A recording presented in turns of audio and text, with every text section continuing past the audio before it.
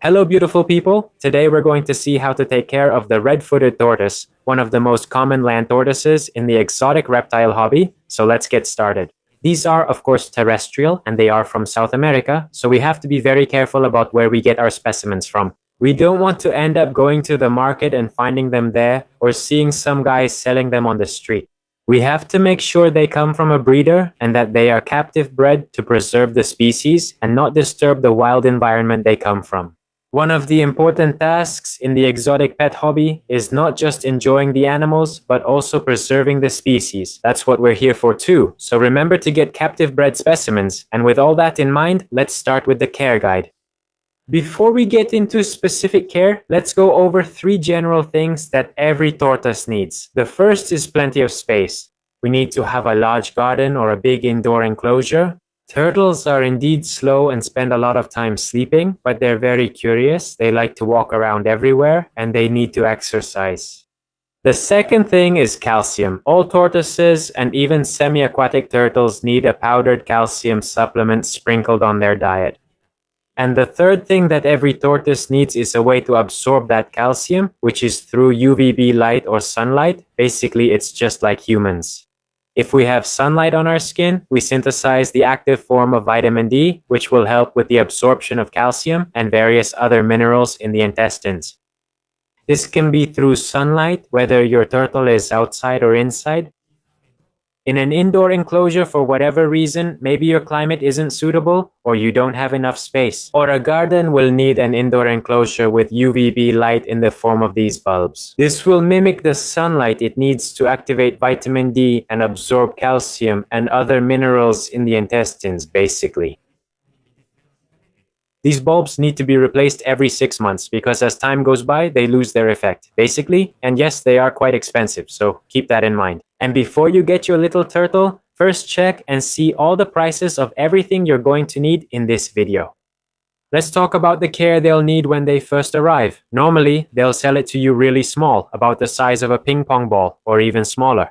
And basically, they're in a very vulnerable, very sleepy stage. They'll be resting and they'll be in their hideout. Basically, sleeping all day, eating from time to time, and defecating. That's all they're going to do. We can't leave her in our garden because she's going to be very small, very vulnerable, and even her shell is still soft. If you have her at a very young age, you're going to pick her up and she'll feel kind of firm, but it'll be like, even like your fingernails, it's going to feel thin, it's going to feel fragile, it might even feel a little bit flexible. So keep that in mind and start getting your indoor enclosure ready. I'm about to explain how it should be. It can be a 20-gallon fish tank, a pretty large plastic container, but what matters here is that we maintain the humidity. They need 70 to 80% relative humidity in the environment for proper shell development.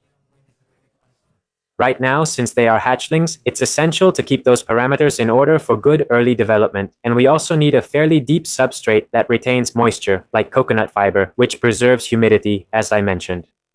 A hideout, that's where they'll spend most of their time, a shallow bowl with water. Please, make sure it's shallow, basically like a plate. If it's too deep, they'll drown. Remember, they're not semi-aquatic, so use some common sense. And we also need UVB bulbs, like I said, make sure they're full spectrum. I recommend that you use tube lights, like these that I'm showing on the screen, and not regular bulbs. Use these tubes so the whole enclosure is covered by UVB light. And also, on one side we're going to put a heat lamp. I'll show you the temperatures here, and this is to create a temperature gradient. On one side we want it to be warmer, and on the other side we want it to be a bit cooler. This way, the turtle can choose where it feels comfortable and regulate its temperature as it wants. Let's remember that these are ectotherms, meaning their temperature and metabolic rate depend on the ambient temperature. And another thing to consider is that while they're in this very small enclosure, there's high humidity and they're in a confined space. If we don't clean properly, if we don't remove the feces, urine, and urids, there will probably be bacterial growth and there will be an infection resulting in illness and possibly death. So we have to be careful, we have to prevent it, and we have to clean because veterinarians are also very expensive. One more thing before the diet, this is really the last thing. You just have to consider that these can reach up to 30 centimeters, although normally not that much, about 25 centimeters. But still, that's pretty big. And these can live up to 50 years in captivity, so I'm 21. If you were to get that turtle right now, it wouldn't die until you were 70 years old, and that's a very long and pretty big commitment for you to consider. Let's talk about diet quickly. Basically, we usually think that tortoises are completely vegetarian, but these are not. These can have a little bit of protein once every 2 weeks or once a month. This species has even been documented eating monkey carcasses in South America, so it's definitely beneficial. Normally, excessive protein consumption is associated with pyramiding, so always keep that in mind and give everything in moderation. Here I'm going to give you some protein options. However, remember, once a month or once every 2 weeks is fine, but don't give too much of it. But without a doubt, their diet will be based on fruits, vegetables, greens, and flowers. Let's keep in mind that fruits should be given once a week. It's more like a treat once a week, maybe once or twice a week, but we shouldn't overdo it. The base of the diet will always be vegetables, greens, and even some flowers. I'll be giving you plenty of options here. Or while I was explaining, I probably already left the options here while Ismail from the future was editing. So yes, remember that. And of course, remember the calcium, which I mentioned at the beginning. But well, we're in the diet section, so remember that calcium is very important. We've already talked about temperature. However, I just wanted to emphasize the cold a bit. The temperature at night shouldn't drop below 70 degrees Fahrenheit, or whatever that comes out to, so keep that in mind and don't leave your turtles struggling out in the cold in your yard. At least bring them inside at night. Handling? Well, they're turtles, you don't really handle them. However, they're not as big as a 100-kilo sulcata, so it won't be a problem to pick them up or handle them. That's right, turtles usually pee when you handle and pick them up, so keep that in mind. And, well, yes.